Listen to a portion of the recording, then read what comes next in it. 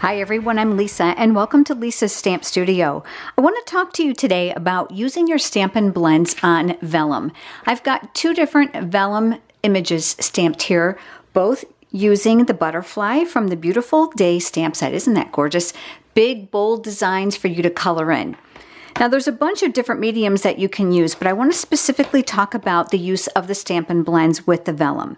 This one has been stamped in Versamark and then heat embossed with black embossing powder. This one has been stamped in StazOn ink.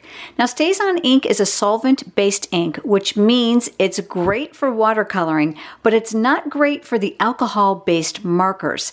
It will actually create a reaction which will create bleeding.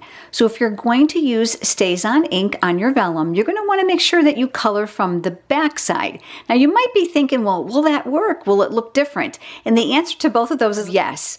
So I've got this one flipped over and this one is face up, and let's just do a little bit of coloring to show you the difference.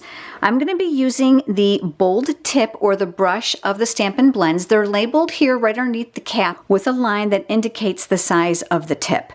So I'm going to go ahead and pull this off. Now this here is the one with the embossing, and I'm going to color in this area here. With it embossed, it creates a beautiful semi-raised border, which makes it really easy to color in. So here it is from the front, and then let me flip it over. Do you see how different it looks from the back? It's more opaque, like stained glass. In addition to that, even with this dark paper underneath so that you can see, you're going to see on a white how much different it looks as well. So this is the back side, and this is the front side. Vellum is really beautiful to work with. Now just to give you an idea on colors, I'm going to switch over to the Mango Melody. This is the dark one, and I'm going to color in a panel next to it.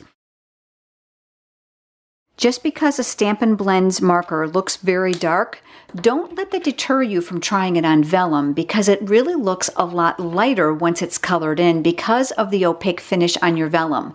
This is the front and this is the back. Now let's go over here and let's work on the one with the StazOn. Remember, this is the back side. So we're going to start with the Mango, and we're going to color in this one panel here.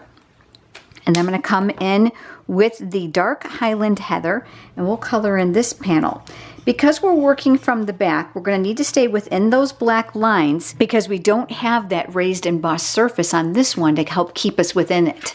So here we are from the back side, and then here we are from the front side. Let me slide that back so you can see the difference between the dark background and the light background. Really, they're both beautiful, aren't they? And they really don't look much different. I love the embossed finish. It really shows off the Stampin Blends well because it's got that slick, kind of shiny finish to it. But if you don't have it, don't hesitate using your StazOn ink. Just remember to color from the back. You'll find the Beautiful Day stamp set and the Stampin' Up! Annual catalog. If you don't already have a demonstrator and you're interested in a copy of the current annual catalog or the holiday catalog, I would be more than happy to send you complimentary copies. If you have enjoyed today's video, please give it a thumbs up, and I would love it if you would subscribe so that I can share more inspiration with you. Thanks so much for joining me today, everyone. I look forward to seeing you next time. Have a great day.